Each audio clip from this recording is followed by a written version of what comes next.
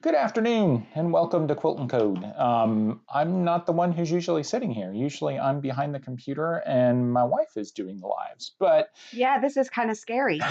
today we have a technology live.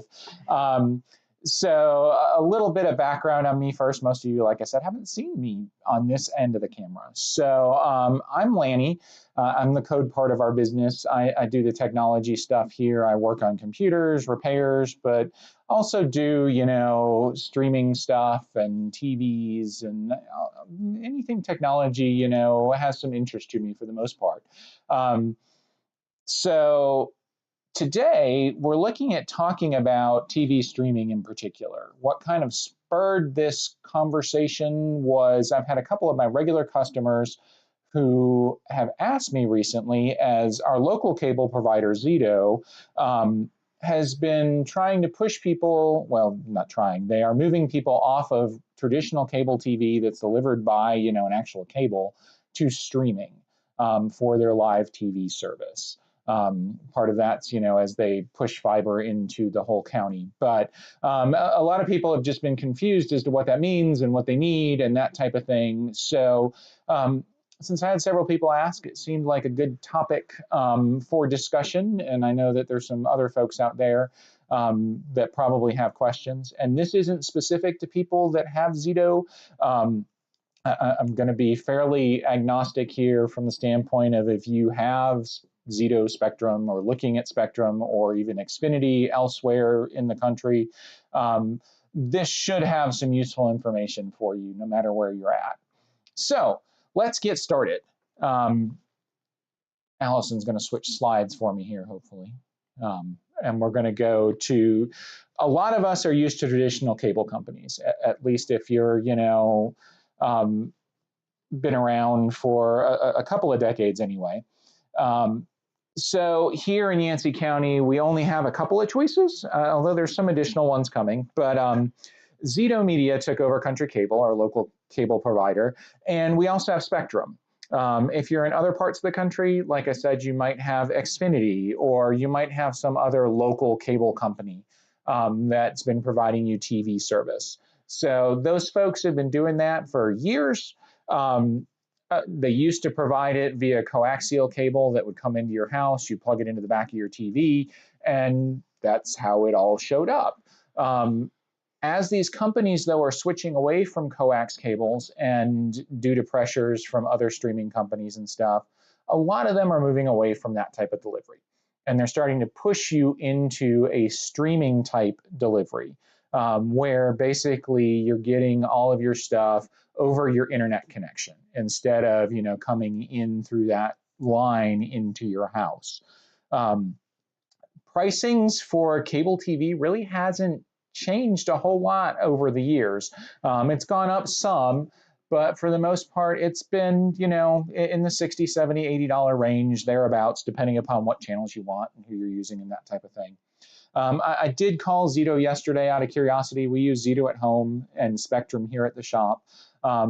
And the numbers I got from Zito as far as their costs were basically $30 for a basic TV package, which is mainly your local channels and then a couple of add-ons, or $100 for their enhanced package. And on their website, they have a list of what channels they offer. Similarly, Spectrum has a list of their various other packages that they offer. And with both of these, and most traditional cable companies, you get a discount if you bundle. So if you've got your phone and your internet and your TV all through them, then they're going to give you some kind of discount. So that's why I don't have too many prices listed here, as those prices change. So several years ago, there started to be options, though. As internet became faster and more powerful, people were able to choose not to necessarily get their TV from their local cable provider. So if we look at the next slide here, there's a couple of, well, actually there's several. I only have two of the bigger ones listed here, but there are several different options in this realm for getting basically live TV to you through some sort of streaming mechanism. Those two bigger players are Hulu plus live TV. So some of you might have Hulu, which they have a vast streaming library of, movies and TV shows and stuff that you can watch on demand. Allison spends a lot of time on Hulu. I think a lot of the shows that she's been watching, that's where they're at. But with Hulu, you can also add that live TV component where you can watch your live local channels. You can watch, MTV or ESPN or all of those other choices as well. Their price currently runs around $76.99 a month for that. YouTube, similarly, except YouTube doesn't have that streaming library. So with YouTube TV specifically, you are basically getting pretty much similar to what you've got through a traditional cable connection. You're getting live TV channels. And most of these include a DVR where you can record shows. They keep them for some period of time. You go back, watch them later, fast forward through commercials, all that fun stuff. But the nice thing is all of that's online. So you don't really need much in the way of hardware, which we'll talk about in a minute. So on top of that, there's a bunch of others like Fubo, Philo, DirecTV. A quick search will give you a list of kind of who's offering what. And in a few minutes, we're going to talk about how you decide because, the prices vary sometimes pretty drastically. Sometimes they're pretty similar like Hulu and YouTube. But you need to decide what makes the most sense for you. So moving to the next slide, a lot of us have been doing regular streaming or non-live TV streaming for years. We joined in when Netflix kind of showed up. And I remember we had a DVD player that would let us run, streaming apps like Netflix. And back then, internet wasn't all that fast. And it would stream, about 2 minutes worth of a show for, right, in a 5-minute period. So you'd watch some part of the show and then you'd go to the bathroom and get drinks as it's buffering. And then you come back and you'd watch some more. Fortunately, things aren't like that anymore. But things have also changed from the standpoint of back then, Netflix was really the only game in town. If you wanted to stream stuff and have stuff on demand and not go to Blockbuster, then you were using Netflix. And the nice thing back then is all of the other companies, Disney would put their movies on Netflix and HBO would put their movies on Netflix and you'd have one place to go. Well, things have changed now. Those other companies like Disney and HBO and so on have decided they wanted a piece of that pie and some of that money. So now, as you can see from this list, there's a bunch of streaming services. Basically, all of your major players in TV and movies have their own streaming service of some kind. So you've got Max, Peacock, Netflix, Hulu. You can get Hulu without that live TV component, and it's a lot cheaper. And a bunch of others. There are also now starting to be a lot of free versions of streaming services. Some of them are built in, like Freevee. If you've got Amazon Prime Video that you're watching, some of the stuff that's on their library is from Freevee. So you're technically not paying for that, but you're getting commercials with it. Although nowadays, even the ones you're paying for, you're getting commercials with. Right. So commercials are creeping back in. Right, we got away from commercials and now we're going back to commercials. Right. And, my mind's still trying to wrap itself around that fact. Although, I have to think back when we used to pay for cable, which has been a while now, we got commercials with cable TV. And we paid $60, $70 a month for that. Yeah, but we got used to not having commercials. Right. So, but we all know how marketing goes. Well, actually, we don't know how marketing goes because we haven't quite figured out marketing. But, they have figured out how marketing the big companies have been trying to suck us into stuff for years. So anyway, there are paid versions and there's free versions. Some of those free versions, have a decent selection of stuff. You sit through the ads. But, that doesn't look nearly as unappealing nowadays since we're sitting through a lot of ads with the stuff we're paying for also. So this is, again, not an exhaustive list. If you were to bring our kids in here and ask them, they could name off several others because they're into things like anime.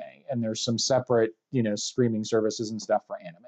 So there's a lot of options out there.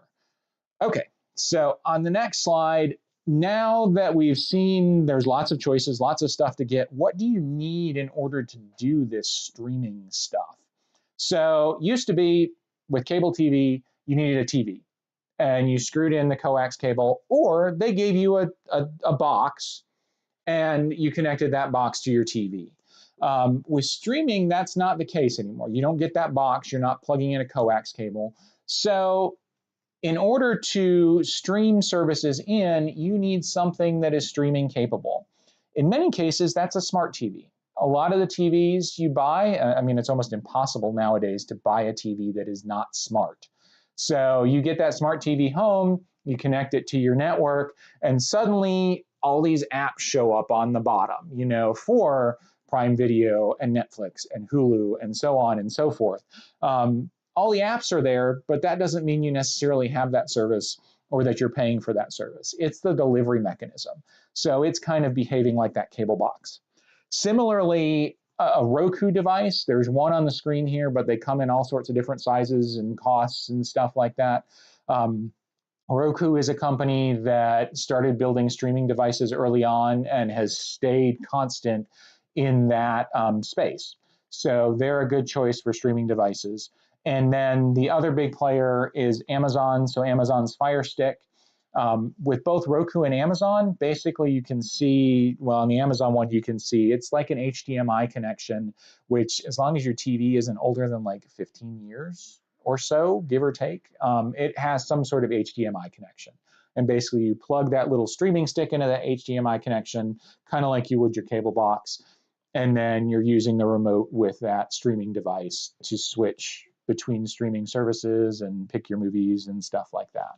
So these boxes, if you don't have a smart TV or if your smart TV is older and doesn't support, the app you're trying to use, because on a smart TV or any of these devices, you don't have but so much control over what's on it. So if Roku doesn't have a streaming app for the streaming service you're looking to watch, then you're kind of stuck. There's nothing you can do if they don't have it available to make it show up. So fortunately, though, these boxes are from like $30 to $50.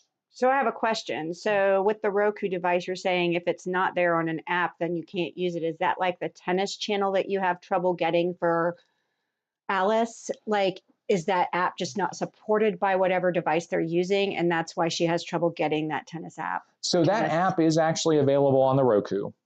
So I have a customer who likes to watch tennis, likes to watch, all the Grand Slam events and stuff, and subscribes to the tennis channel streaming.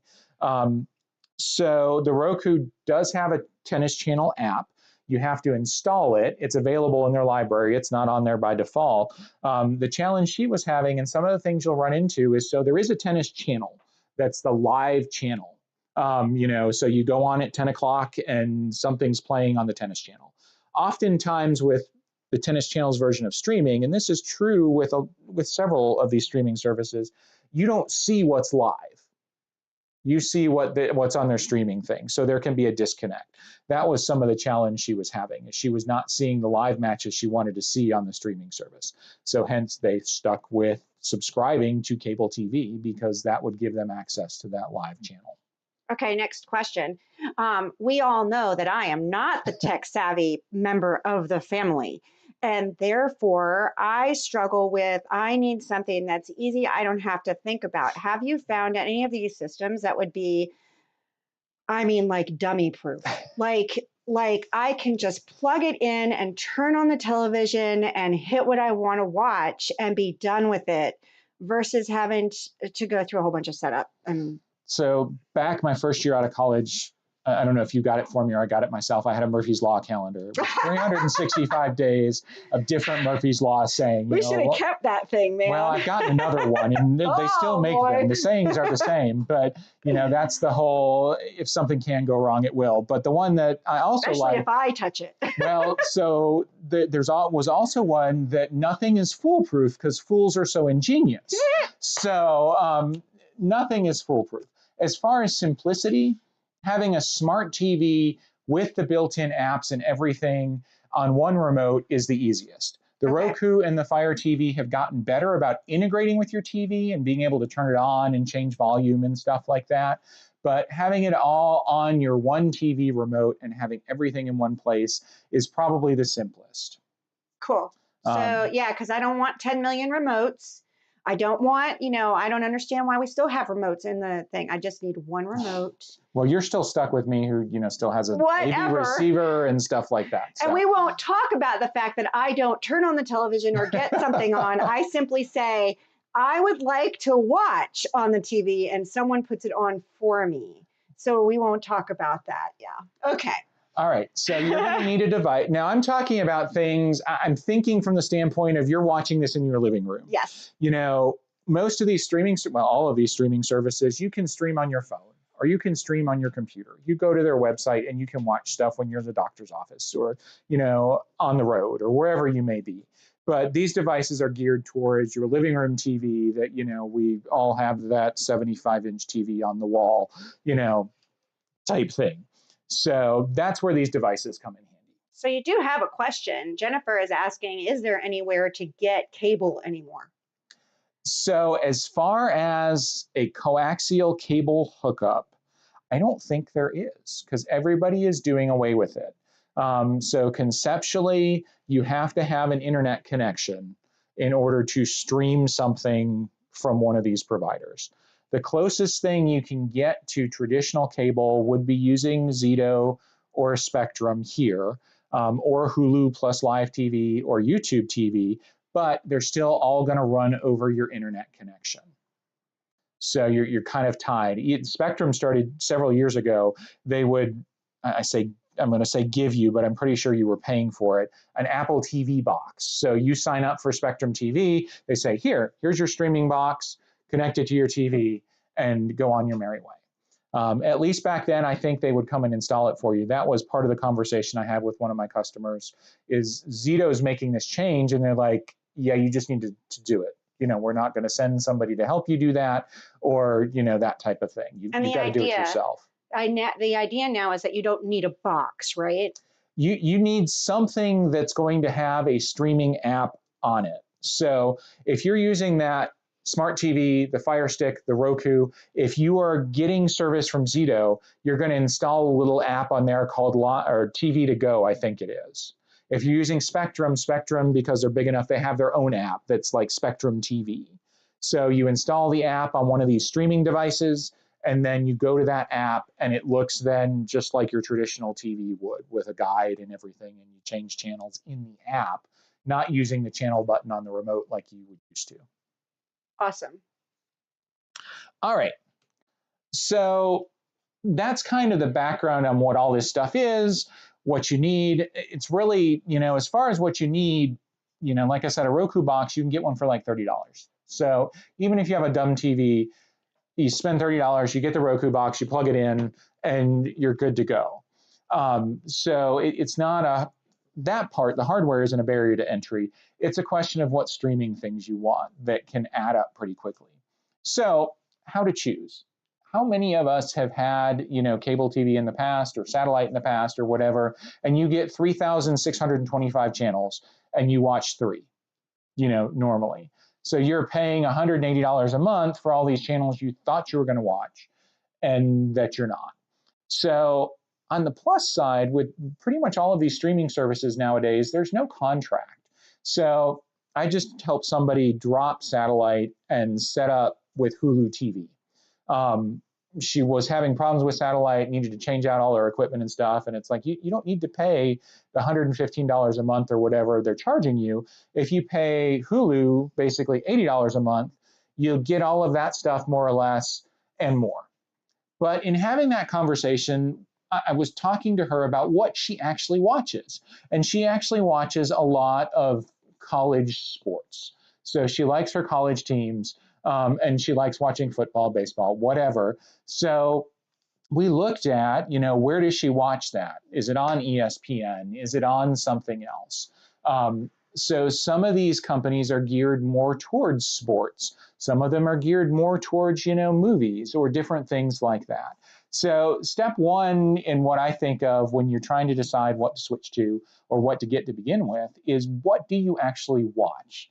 And you want to be realistic. So going back to that thought, if I just want to watch ESPN, I can subscribe to Zito or Spectrum or Hulu and Live TV and all of those, and pay $80 a month or whatever, and I'll get ESPN and a whole bunch of other stuff I'm not using. Or for probably $10 or $15 a month, I can subscribe to ESPN, and potentially also it's bundled with Disney and Hulu. For definitely $20 a month, I can get ESPN and just ESPN. And if that's all you want to watch, that's $60 a month less.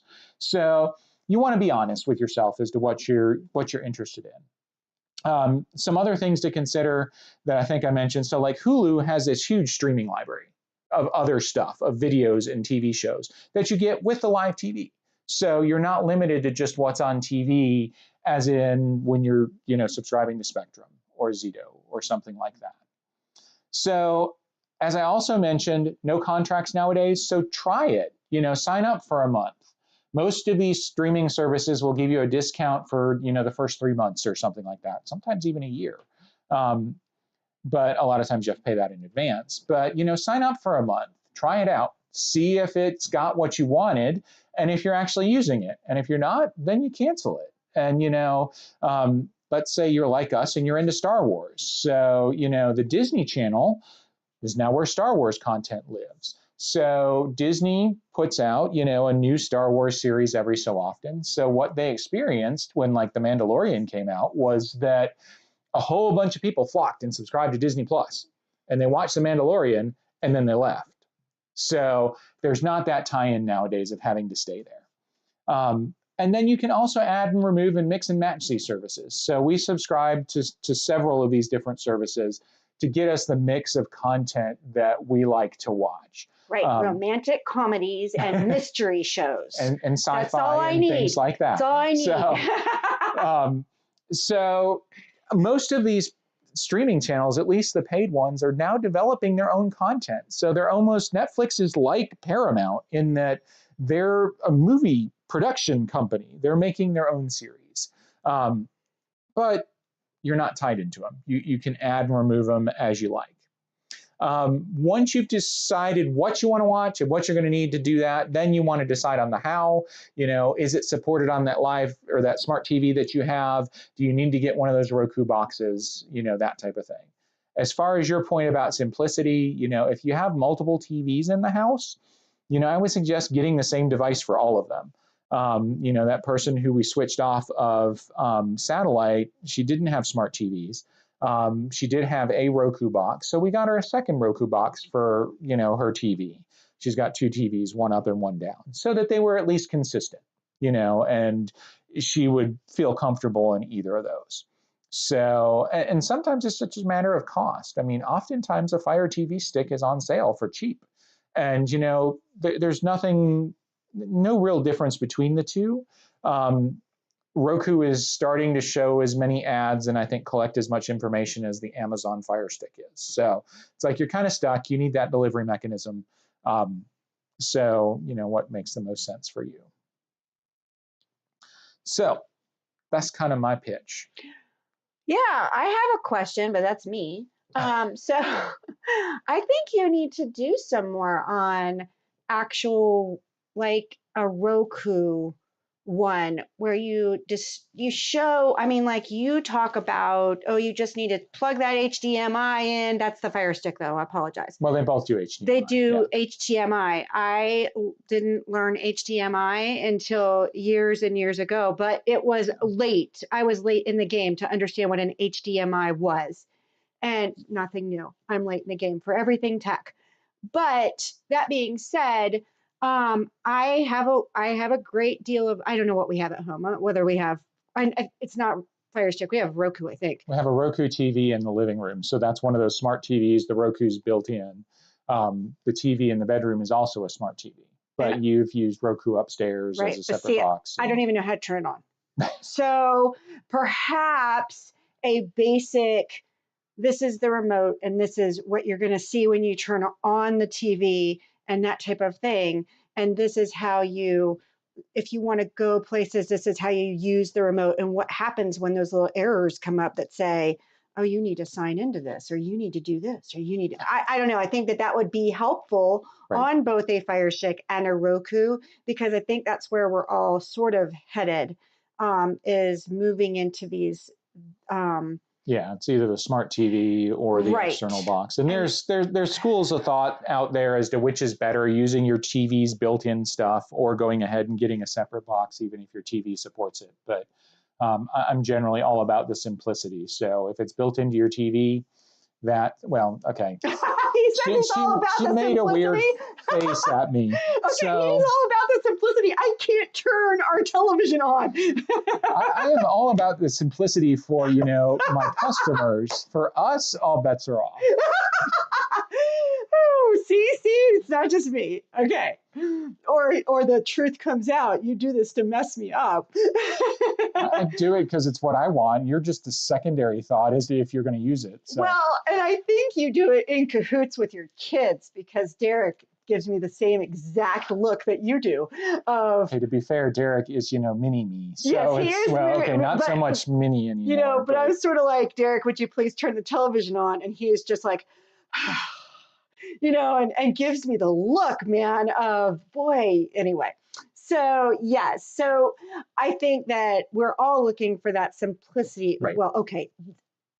You're looking for it, but you're not going to get it from me. So, but our customers do get it from you. And so they are getting that simplicity factor. I know that you have other things that you also want to do on the television. And so that's why it is so complicated. But for our customers, having that, because I think just like anything on our computers, they're capable of so much more than what we use them for. And so like email, there's so much more we can do with email. There's so much more we can do with Google Photos. There's so much, I bet you that the Roku can do more than turn it off and back on again. Yeah. And that, making it easier so that you don't have to, anyway. So that would be a suggestion for maybe something you could do in the future. I'm not seeing anything else on the tabs. So if you go to the next slide. There's one more. So you're kind of segueing between, yes, I can do additional content that people can watch, but there's also people out there who don't want to deal with it, at which point they can call us and pay me to just come and do it for you and set it up and hand you the remote and teach you how it's used, and you're ready to go. So we do offer those services as well. And I'm also open to, answering quick questions and things like that. And if you come in and say, hey, will my TV do this? Then, yeah, we can have that talk. That's not a problem.